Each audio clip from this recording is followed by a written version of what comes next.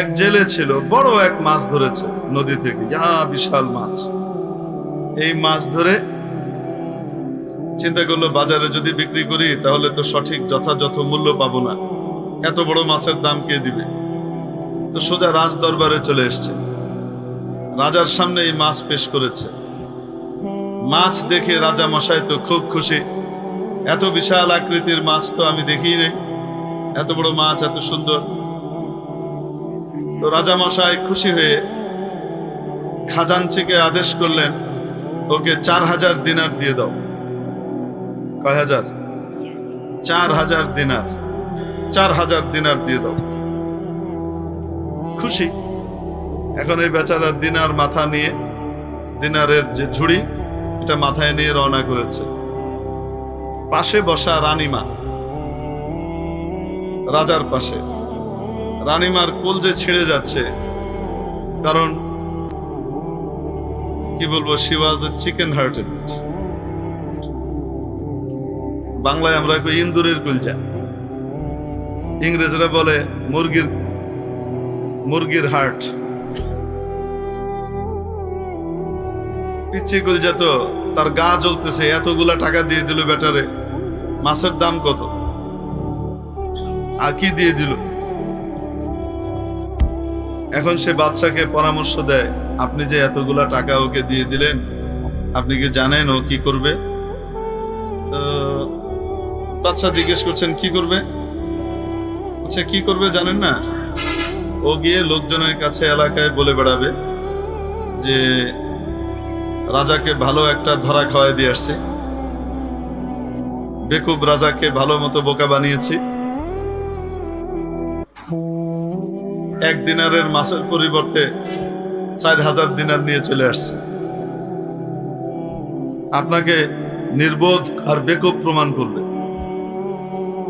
রাজা বললেন, তাই নাকি? রানী বলে, অবশ্যই। আপনি তো মানুষের চেহারা পড়েন না, সরল মনে সবকিছু দেন, আমি তো থট ট্রিট করি, আমি সকলের চেহারা দেখে মন পড়ি সে কি চিন্তা করছে, অতএব তাই করবে। কি করা? আপনি টাকাটা ফেরত নিয়ে নেন, মাছ দিয়ে দেন। রাজা বলে, এটা হয়? একজনকে আমি টাকা দিয়ে দিয়েছি, মাছ নিয়ে নিয়েছি, আমি রাজার আসনে আসীন হয়ে আমি আবার তার কাছ থেকে, প্রজার কাছ থেকে টাকা চেয়ে নিয়ে নিব? এটা কি হয়? এটা কিভাবে নিব? তো রানীমা বুদ্ধি দিচ্ছেন, আপনি তাকে ডেকে বলবেন, জিজ্ঞেস করবেন এই মাছটা কি ছেলে না মেয়ে। যদি বলে ছেলে মাছ, তাহলে বলবেন, বাবা আমার তো মেয়ে মাছ দরকার, তো তোমার মাছ তুমি নিয়ে যাও, টাকাটা রেখে যাও। আর যদি বলে মেয়ে মাছ, তাহলে বলবেন আমার তো ছেলে মাছ দরকার।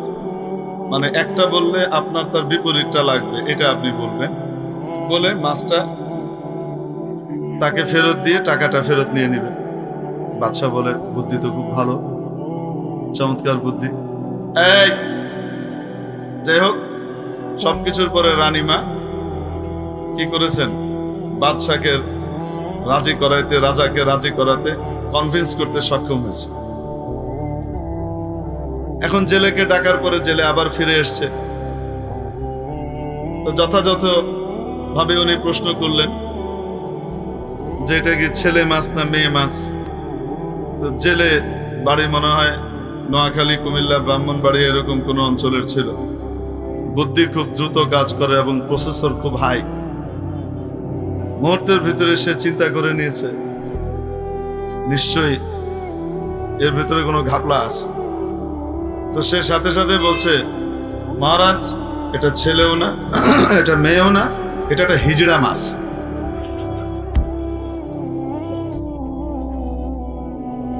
এরকম তাৎক্ষণিক উপস্থিত বুদ্ধি দেখে একটা জেলে মানুষ, সে এত অদ্ভুত রকমের চমৎকার উত্তর দিয়েছে।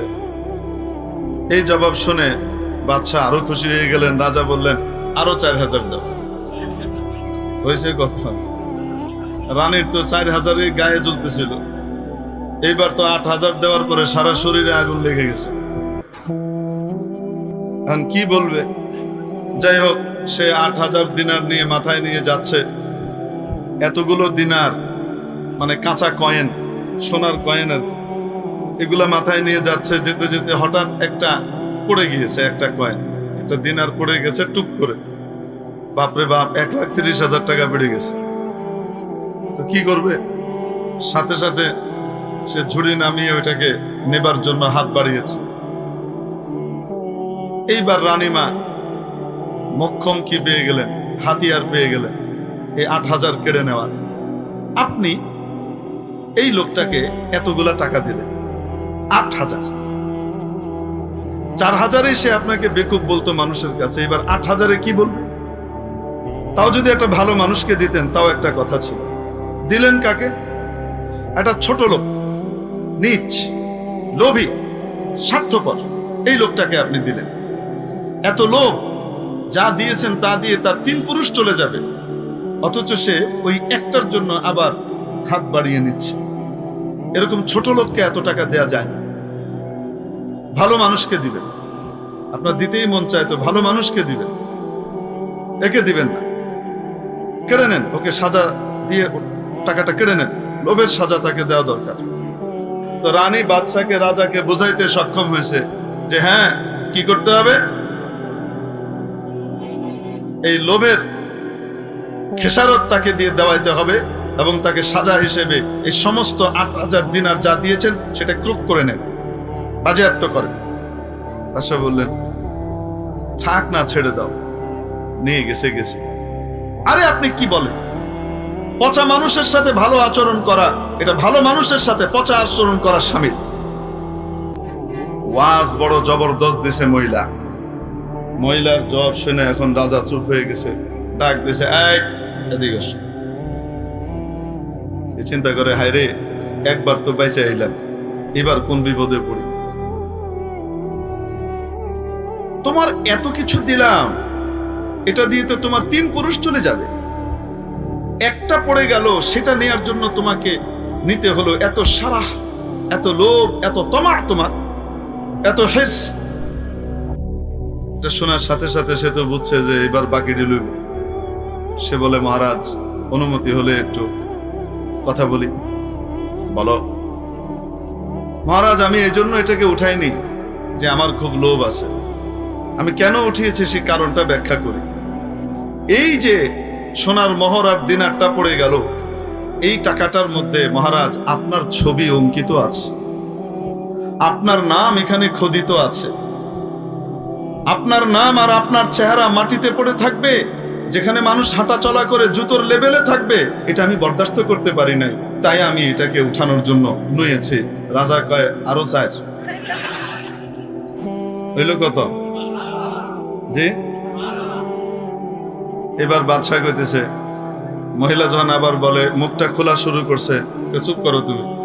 কয়ে তারপরে কইতেছে, শোনো, যে বেটা তার বেডির সব কথা শুনে, বাজ বিচার না করে, কোনটা নিতে হবে কোনটা নিতে হবে না, কোন পরামর্শ মানতে হবে আর কোন পরামর্শ মানা যাবে না, এটার বাজ বিচার না করে শুধুমাত্র কি করে, বউয়ের সব কথা শুনে, বেডটাইনের সব কথা শুনে, তার দশা এরমই হবে। 4,000-এর পরিবর্তে 12,000 খোয়াইব।